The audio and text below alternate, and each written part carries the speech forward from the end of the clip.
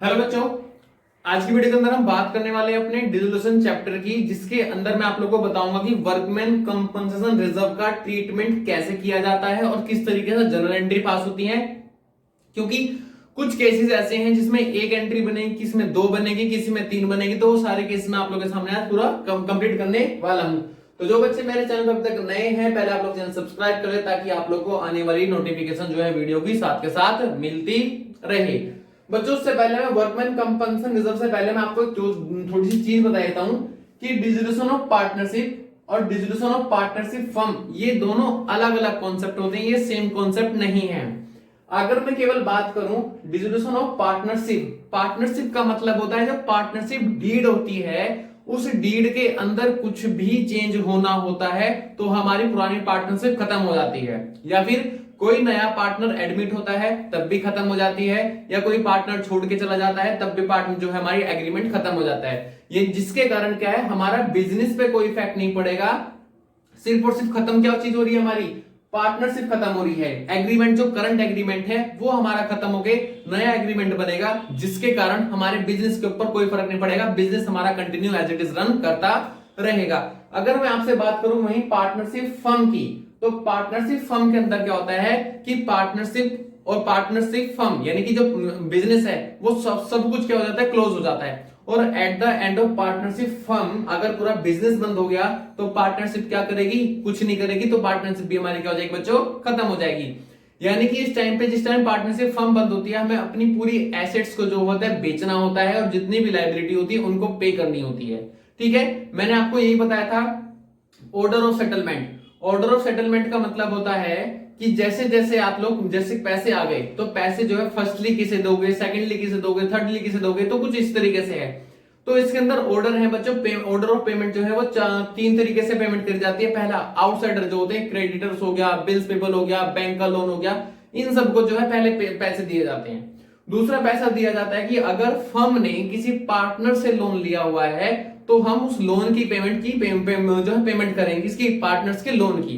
Third, अगर कोई उसके बाद भी इन दोनों के पास, बिजनेस के पास पैसा बच जाता है एसेट्स को बेचने के बाद में, तो हम जो पार्टनर्स ने कैपिटल लगाई होती है बिजनेस के अंदर, हम उस कैपिटल की पेमेंट करेंगे।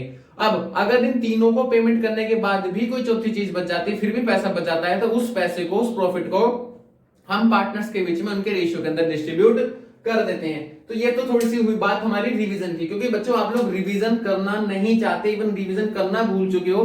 हम लोग क्या करते हैं, आगे आगे बढ़ते रहते हैं, आप लोग भी हमारे साथ आगे आगे बढ़ते रहते हो और पुराना रिवीजन नहीं हो पाता। तो उसके लिए मैंने आप लोगों को दो तीन चीजें बताई थी।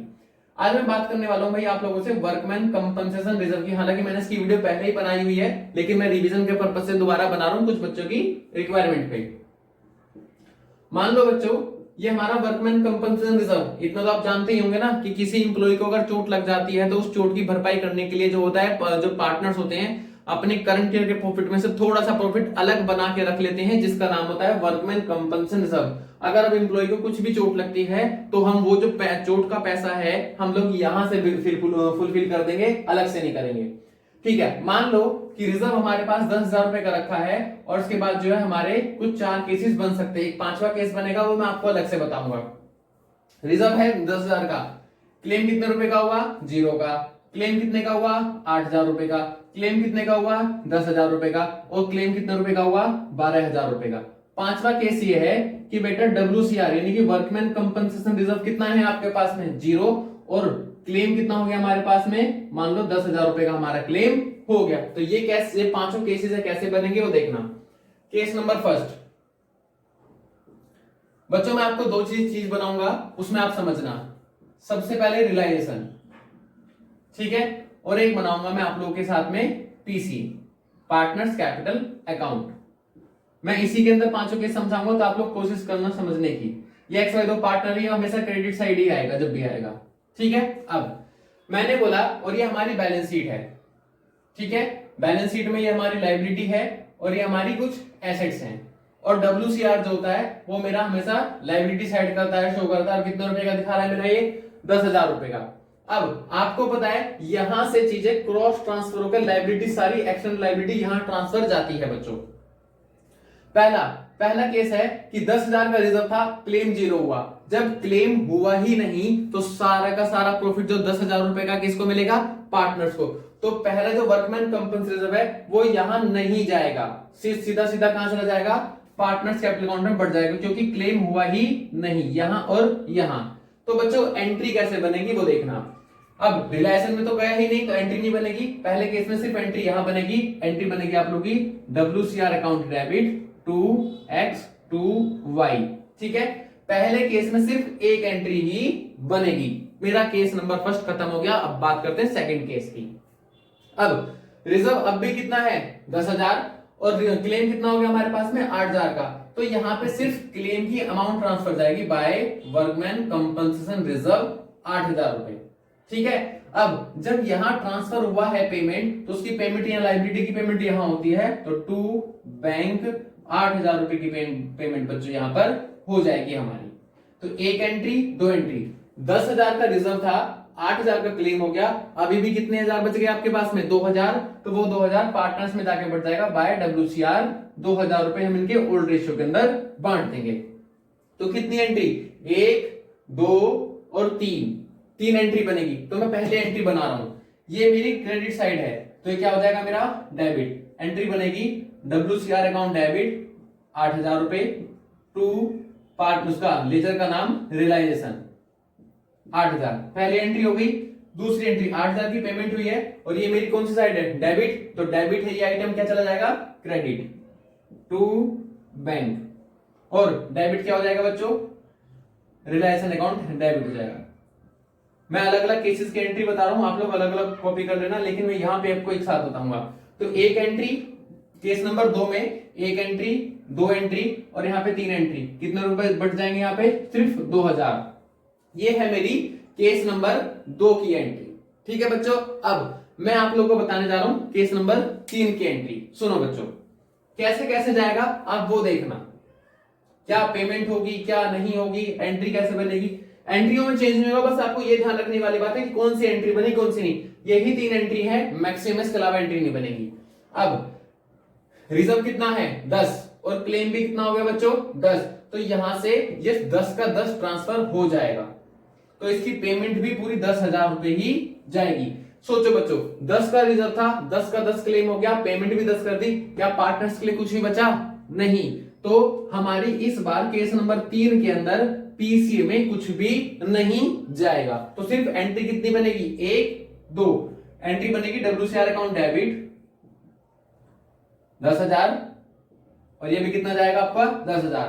Payment same as it is entry बनेगी, वही लॉजिक लगेगा कि ये डेबिट है तो ये क्रेडिट हो जाएगा, और डेबिट हो जाएगा आप लोग का रिलेशन अकाउंट। हम लोग लेजर से जनरल में, जब जनरल से लेजर में अमाउंट ट्रांसफर करते हैं तो ये एंट्री बनेगी। केस नंबर 2 में सिर्फ ये एंट्री, केस नंबर 3 में सिर्फ ये एंट्री बनेगी, ये एंट्री बच्चों आप लोग की नहीं बनेगी। केस नंबर 2 में ये, केस नंबर 3 में एंट्री नहीं बनेगी। वही बात करें केस नंबर 4 की, यहां कितना है 10, क्लेम कितना हो गया बच्चों 12, तो यहां से यहां ट्रांसफर कितना जाएगा, मैक्सिमम 10 ही जाएगा। लेकिन बच्चों जो पेमेंट होगी वो 10 ना होके हमारी 12 होगी, क्योंकि क्लेम हमारा 12,000 रुपए का है। अब जब रिजर्व बचा ही नहीं तो ट्रांसफर तो यहाँ पे नहीं जाएगा, तो ये एंट्री तो फिर भी नहीं बनेगी। तो सिर्फ केस नंबर 4 में कितनी एंट्री बनेगी, 2, एक ये वाली और एक ये वाली। WCR account debit to relation 10,000 जाएगा। अब बैंक से जब पेमेंट करोगे, अब 10 ना जाके केस नंबर 4 में कितने जाएगी बच्चों आप लोग की, 12 एंट्री, 12,000 रुपए जाएगी। ये मेरे 4 केसेस यहाँ पे आके खत्म हो गए। अब केस नंबर 4 में भी आप लोग की ये वाली एंट्री नहीं बनेगी, ठीक है। वही बात करी जाए अगर हमारी केस नंबर 5 की, तो देखना 5 में कैसे कैसे एंट्री बनेगी। मैंने बोला रिजर्व 0 है, तो यहां पे रिजर्व कितना हो गया 0, और क्लेम कितना हो गया 10, तो यहां से यहां ट्रांसफर कितना जाएगा 0, जब है ही नहीं तो जाएगा क्या। और वहीं क्लेम की बात करी जाए तो क्लेम की पेमेंट कितनी करनी है आप लोगों को 10,000 की, तो एट द एंड फाइनली ये वाली एंट्री आपकी पास नहीं होगी। केस नंबर 5 में ये वाली एंट्री पास नहीं होगी। सिर्फ कौन सी एंट्री पास होगी आप लोग की, ये वाली, वो भी कौन सा, रिलायंस, यहाँ पे डेबिट है ना, बैंक डेबिट है तो क्या चला जाएगा क्रेडिट में, और एंट्री क्या बनेगी, Reliance account debit to bank 10,000 और 10,000। इस तरीके से मेरे जो पूरे 5 केसेस हैं, ये इस तरीके से मेरे पूरे 5 केसेस की एंट्री बनेगी। तो बच्चों अगर आप लोगों को मेरी वीडियो पसंद आई हो तो पहले आप लोग चैनल सब्सक्राइब कर लें ताकि जो वीडियोस हैं वो आने वाली आपको टाइम टू टाइम मिलती रहे, और साथ साथ वीडियो को लाइक भी कर देना ताकि इससे मेरा मोटिवेशन बनता रहे। सो आज के लिए thank you, tata bye bye, see you.